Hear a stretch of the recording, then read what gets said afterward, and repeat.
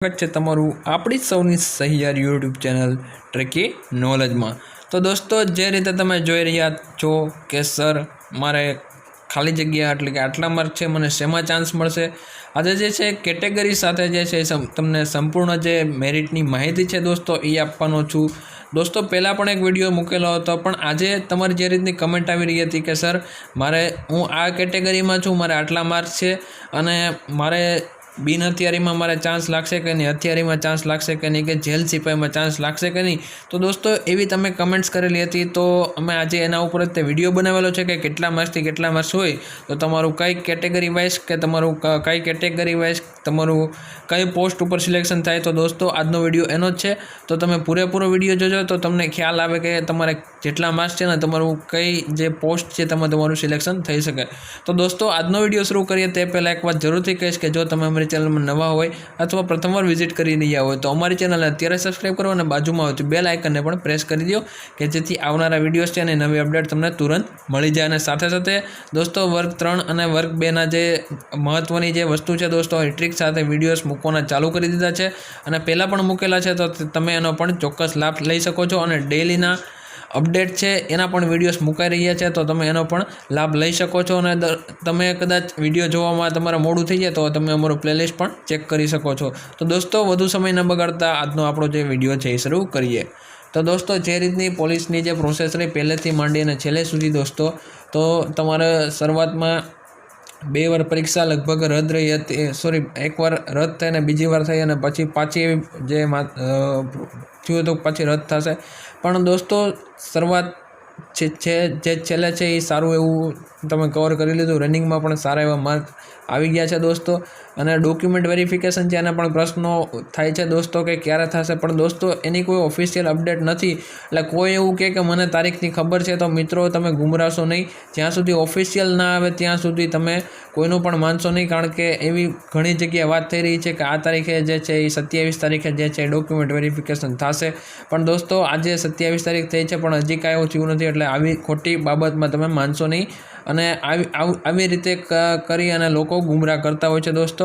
તો દોસ્તો આજનો જે વિડીયો છે જે તમે અત્યારે જોઈ રહ્યા છો, તો આજનો જે વિડીયો છે એ શરૂ કરીએ। તો દોસ્તો જે જનરલ માટે દોસ્તો મેલ કેન્ડિડેટ છે તેમને બિન હથિયારીમાં જવા માટે કેટલા માર્ક રહી શકે છે, તો દોસ્તો એમની માટે 88 થી 90 માર્ક છે તે મેલ કેન્ડિડેટ માટે રહી શકે છે દોસ્તો। બિન હથિયારી પોલીસમાં દોસ્તો જનરલ માટે મેલ કેન્ડિડેટને 88 થી 90 માર્ક્સથી રહી શકે છે, જ્યારે ફિમેલ કેન્ડિડેટ છે દોસ્તો જનરલ કેટેગરી બિન હથિયારી પોલીસમાં 66 થી 70 માર્કમાંનું મેરિટ જે છે રહી શકે છે દોસ્તો, 66 થી 70 માર્ક। ત્યાર પછી જનરલ કેટેગરીને હથિયારી પોલીસમાં જવું હોય તો એમનું મેરિટ 85 થી 87 સુધી જે છે રહી શકે છે મેલ કેન્ડિડેટ માટે। દોસ્તો નોટ કરતા હોય તો કરી લેજો અથવા યાદ રાખી લેજો, 85 થી 87 સુધી છે એ રહી શકે છે। અને ફિમેલ કેન્ડિડેટની વાત કરું તો ફિમેલ કેન્ડિડેટનું 62 થી લઈને 65 સુધી રહી શકે છે। ત્યાર પછી જેલ સિપાહીની વાત કરું દોસ્તો તો મેલ કેન્ડિડેટને 80 થી 84 જેવું મેરિટ રહી શકે છે, જ્યારે ફિમેલ કેન્ડિડેટ છે તેમને 57 થી 61 જે છે એ રહી શકે છે। ત્યાર પછી SC/BCની વાત કરીએ તો SC/BCમાં બિન હથિયારીમાં મેલ કેન્ડિડેટને 83 થી લઈને 87 સુધી દોસ્તો જે છે મેરિટ અટકી શકે છે, કેટલું 83 થી લઈને 87 સુધી બિન હથિયારીમાં, અને ફિમેલમાં 62 થી લઈને 65 સુધી જે છે એ રહી શકે છે। ત્યાર પછી હથિયારની વાત કરીએ દોસ્તો SC/BC કેટેગરીમાં તો 78 થી લઈને 82 સુધીનું જે છે માર્કિંગ રહી શકે છે, જ્યારે ફિમેલ કેન્ડિડેટમાં 58 થી લઈને 61 સુધીનું જે છે માર્કિંગ રહી શકે છે। ત્યારબાદ દોસ્તો જેલ સિપાહીની અંદર ફિમેલ કેટેગરીની અંદર 55 થી 57 જેટલું જે છે મેરિટ અટકી શકે છે દોસ્તો, 55 થી 57 જેટલું। ત્યાર પછી SC કેટેગરીની વાત કરીએ દોસ્તો તો મેલ કેન્ડિડેટમાં બિન હથિયારી માટે 68 થી લઈને 73 સુધી જે છે મેરિટ અટકી શકે છે, અને ફિમેલ કેન્ડિડેટની વાત કરીએ તો 59 થી લઈને 62 સુધીનું જે છે મેરિટ અટકી શકે છે। ત્યાર પછી હથિયારીની વાત કરીએ દોસ્તો તો હથિયારીમાં મેલ કેન્ડિડેટમાં 65 થી લઈ અને 68 જેવું મેરિટ છે એ અટકી શકે છે, અને ફિમેલ કેન્ડિડેટની જો વાત કરીએ તો 60 થી લઈ અને લગભગ 59 કે 60 જેવું કહી શકાય દોસ્તો, એટલું રહી શકે। અને જેલ સિપાહીમાં ફિમેલ કેન્ડિડેટની વાત કરીએ તો 52 થી લઈને 55 સુધીનું જે છે મેરિટ અટકી શકે છે દોસ્તો। ત્યાર પછી એસટી કેટેગરીની વાત કરીએ તો મેલ કેન્ડિડેટમાં બિન હથિયારીમાં 64થી લઈને 67 સુધીનું જે છે મેરિટ અટકી શકે છે, જ્યારે ફિમેલ કેન્ડિડેટમાં જોઈએ તો 55થી લઈને 58 સુધીનું જે છે એ અટકી શકે છે. ત્યારબાદ હથિયારીનું જોઈએ દોસ્તો તો 60થી લઈને 63 સુધી મેલ કેન્ડિડેટ માટે એસટી કેટેગરી 60થી 63 જેવું રહી શકે છે, જ્યારે ફિમેલ કેન્ડિડેટને 52થી લઈને 54 સુધી રહી શકે છે એસટી કેટેગરીમાં. હવે જેલ સિપાહીની વાત કરીએ તો મેલ કેન્ડિડેટને 55થી લઈ અને 59 જેવું છે એ રહી શકે છે, જ્યારે ફિમેલ કેન્ડિડેટ છે એમને 49થી લઈ અને 51 જેવું રહી શકે છે એસટી કેટેગરીમાં. તો દોસ્તો આ રીતનો આજનો આપણો વિડીયો હતો. અને સાથે સાથે દોસ્તો ડોક્યુમેન્ટ વેરિફિકેશનના ઘણા બધા મેસેજીસ છે વાયરલ થઈ રહ્યા છે કે આ તારીખે આવશે, આ તારીખે થશે. અને વચમાં એવું પણ વાયરલ થયું હતું કે મેરિટ છે એ જે છે એ વાયરલ થવાનું છે, મેરિટ છે જે વાયરલ થઈ ગયું હતું. તો દોસ્તો આ જે બધી અફવા છે એ તમને ગુમરાહ કરી અને ખોટું તમને હેરાન કરવાની જે બાબતો બનતી હોય છે દોસ્તો, તો એવી ખોટી બાબતમાં આવવું નહીં. અને કોઈ એમ કે મેરિટ આવી ગયું છે તો જ્યાં સુધી તમને પાક્કું એવું કોઈ તમે જે ચેનલમાં બિલીવ કરતા હોય, જે ચેનલ ઉપર વિશ્વાસ કરતા હોય અથવા ઓફિશિયલ સાઇટમાં જ્યાં સુધી ના આવે દોસ્તો, ત્યાં સુધી મહેરબાની કરીને આવી કોઈ બાબત છે એમાં ગુમરાહ થશો નહીં. કારણ કે આવી બધી બાબતો છે દોસ્તો એ તમને હેરાન કરવા માટે છે, અથવા તો ફ્રોડ પણ હોઈ શકે કે જેના કારણે તમે લોકો છે એ ગુમરાહ થાવ અને જે તમારું ધ્યાન છે એ બીજે ભંગ થાય. દોસ્તો એક મહત્ત્વની સલાહ આપીશ કે તમને એવું લાગતું હોય કે મારું નામ મેરિટમાં આવશે તો 100% તમે તૈયારી ચાલુ રાખો. પણ કદાચ એવું લાગતું હોય કે નથી આવવાનું તો દોસ્તો તમે બીજી તૈયારી ચાલુ કરી દો, કારણ કે ઘણી બધી પરીક્ષાઓ આવવાની છે 2019માં.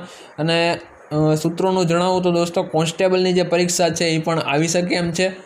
તો દોસ્તો તો તમે તૈયારી છે એ ચાલુ જ રાખજો. અને જે બંધારણ છે મિત્રો, જે કાયદો છે, CRPC છે, IPC છે દોસ્તો, તો એ બધું ખાસ તમે અત્યારથી તૈયાર કરજો તો ત્યારે તમને પ્રોબ્લેમ ન થાય.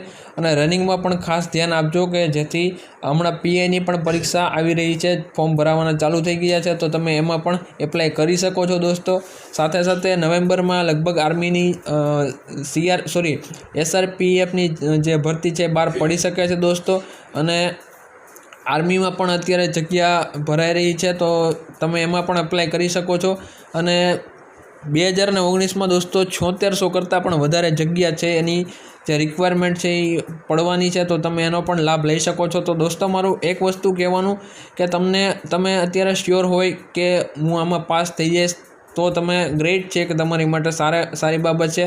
અને હું પણ ભગવાનને પ્રાર્થના કરું કે તમે પાસ થઈ જાઓ. પણ દોસ્તો એકને એક વસ્તુમાં પડ્યા રહેવું અને પછી રિઝલ્ટ છે આપને ખબર હોય કે મારું નામ નહીં આવે, તો મહેરબાની કરી અને એક ફ્રેન્ડ તરીકે તમને એડવાઇસ આપીશ કે તમે જે છે બીજો ફિલ્ડ પકડો. એટલે બીજો ફિલ્ડ એટલે ગવર્મેન્ટમાં જ રહ્યો, પણ બીજી તૈયારી છે એ ચાલુ કરી દો કે જેના કારણે આવનારું જે તમારું ભવિષ્ય છે અને આપણું જે સપનું છે કે મારે ગવર્મેન્ટ એક્ઝામ પાસ કરવી છે, એ સપનું આપણે પૂરું કરી શકીએ. અને વધારે સમય નહીં દોસ્તો, એક જ વર્ષની અંદર 2019માં જે કોઈ પહેલી ભરતી બહાર પડે એ જ ભરતીમાં આપણે જે છે આપણું નસીબ છે અજમાવી અને પાસ થઈ જાય.